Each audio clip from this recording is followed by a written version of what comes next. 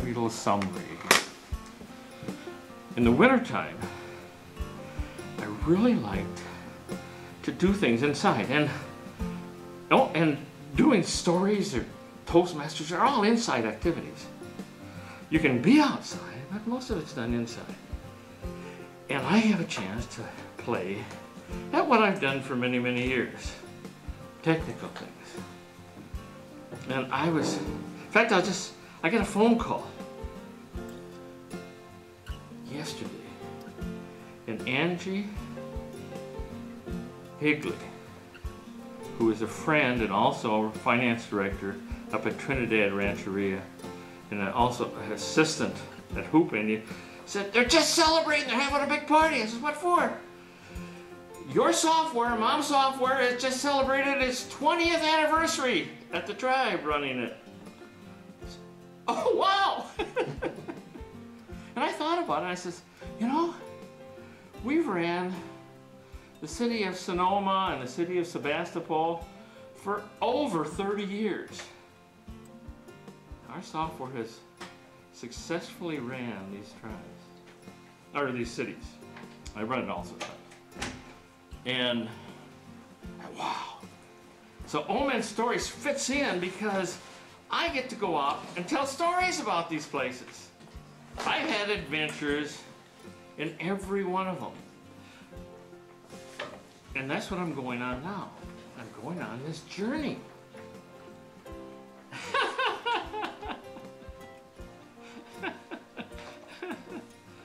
And I'm not going to beleague you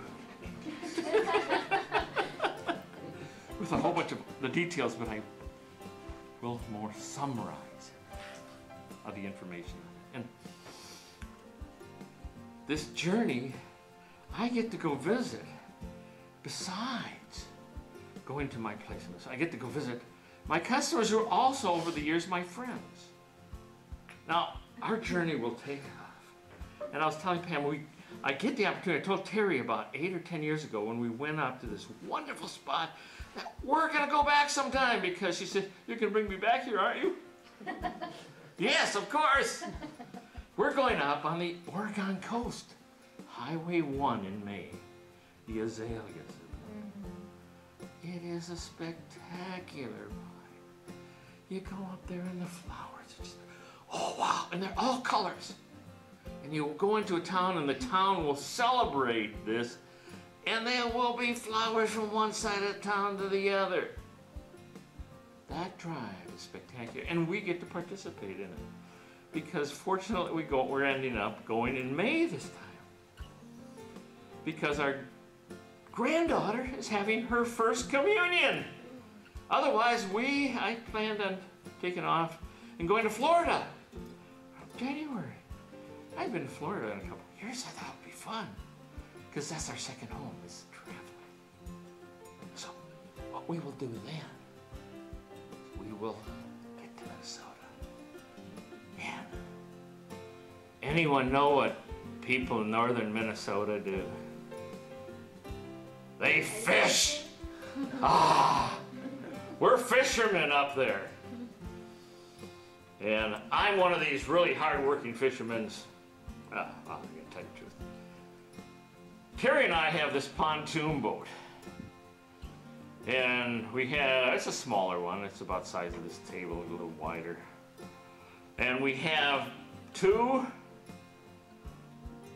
chairs in it. I sit in this corner and she sits in that corner to keep it even. And we took these chairs and we bought them from Kmart up there. And they were these outside chairs where they have the big cushions in them and the legs sticking out. And so we go fishing around the lake in these comfortable chairs. And we troll around the lake. And we just have the motor going. I have this, I can reach over and touch the steering wheel. And we fish. And most every evening that it's nice out, we will go out and take a trip around and fish. And every fish we catch, we celebrate and then throw it back. Every once in a while, one will get hurt too bad and we'll take it in. But all the other fish, they get to go back in. And I look and I say, that's pretty bad. But normally what we catch is what they call a northern pike. And a northern pike looks something like a barracuda, if anyone's seen one. And they're mean looking fish. And they eat other fish. So we're just co-picking on them. So we do our fishing and we come in. And then we proceed to brag about our fishing because fishermen are braggarts and tell fish stories.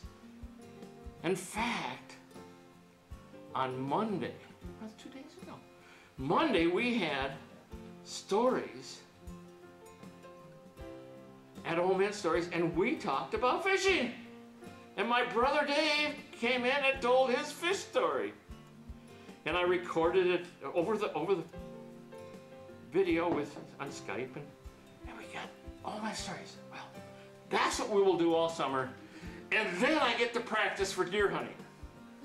Man, I go out and I go to the end of the dock with my bow and arrow and I put the targets on shore and I shoot from the end of the dock because it's got a little corner to the shore.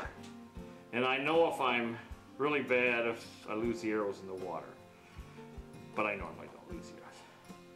But in the fall I go out and I'm gonna do this really hard hunting. And they made this wonderful place that I sort of, on a nice big double stairway that I walk up and I sit up in this nice comfortable chair in a tree and I wait for the deer to come to me. I'm one of those really tough hunters. And I've been hunting deer for 4 years. Man, I should have racked up a lot of deer. Well, I got one. And after I got one, which is a doe, I said it would be a woman. I got so harassed by my wife. She gave me these gifts with the deer with the little baby deer. She said, "You killed Bambi's mother." So I go up and I say, I'm not gonna do any more women deer. I'm just gonna do men deer.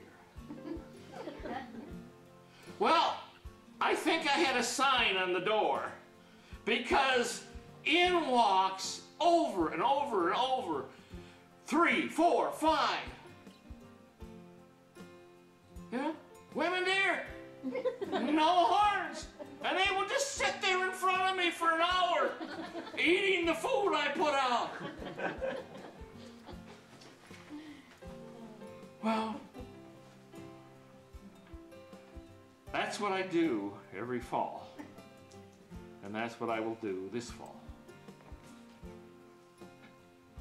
And then, after that major hunting from a great hunter, we will get ready again and we will move again. We will move back into our RV. But on our normal trip, instead of like, we're not heading north, this time we're going to head south. And we have a family in Kentucky. And we go down and I get to be a Kentuckian. Man, am I a good Kentuckian. I went down there and I ate toast. I decided, because I get my toenails cut, because Terry says, I'm not going to cut your toenails anymore, so I get them cut at the local shop. So, I get my toenails cut, and I see these women put on these really pretty little decorations and stuff on their toes. Man, that is so cool! I'm gonna put decorations on my toes! And they got what they call this French thing, where they got a little white stripe on the top. Man, I like that white stripe. Man, I look cool. And I gotta get that. Terry says, you sure? Oh yeah, I'll never show it.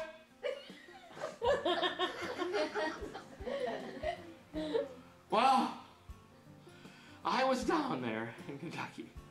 And the night before I went to an outing with the guys. And they went to a gun shop that was having a sale, and it was crowded. There was hundreds of people around. And I walked in there and I had an outfit like this. And man, I was out of place because I didn't have camouflage on. So I got what the personalities were. So the next day, I got it. And Rick, I found out, and one of the super macho guys from the area were sitting outside talking. Said, Roland, you gotta come out and see this. And I ran out without putting on socks. Oh!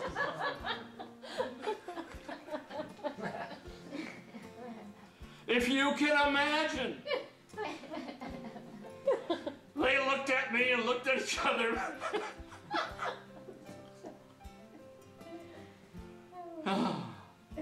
Well, I'm gonna get this taken off before I get to Texas. And I went down, we got a piece of property in Texas. And when I met Rusty, I said, I'm cool, Rusty, how are you? And you talk tough, and you just sort of macho around. Things are okay. And I haven't spoiled it in Texas yet. But you never know. This year I'm knowing me. Somehow that image of Mr. Hunter is going to disappear. Although Rusty takes me deer hunting down there, and I've never got a deer down there. And he says, Roland, let's go. He says, I'll put you on the back of the four-wheeler and we will drive down. He says, I got it all set up out there, Roland.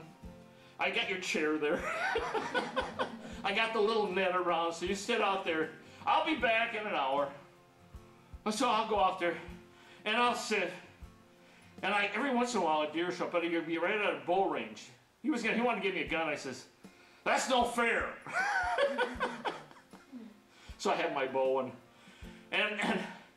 I know they come close because they can tell when a person's sleeping. So I'll wake up and I'll look around. Ah, a deer. It's too far away. But then Rusty will come and pick me up and I say, yes, I'll come. He says, I didn't see any. I says, you don't know my technique, Rusty. And we would head back, and then from there, we'd head back here to my hero. And that's my journey. Thank you.